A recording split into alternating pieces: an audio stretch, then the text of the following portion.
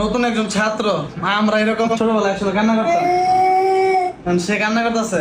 এদিকে আসো, তোমার নাম কি সাকি? হ্যাঁ, কথা বলো, এই যে সবাই দেখতেছে। কান্না করা যাবে না। কেন কান্দো বলো? হ্যাঁ, কেন মারে? হ্যাঁ হ্যাঁ, ডাক দাও, মোমেন্টকে ডাক দাও। এদের বিচারটা দেখেন, আমাদের মাদ্রাসায় কিন্তু ব্যাত নাই।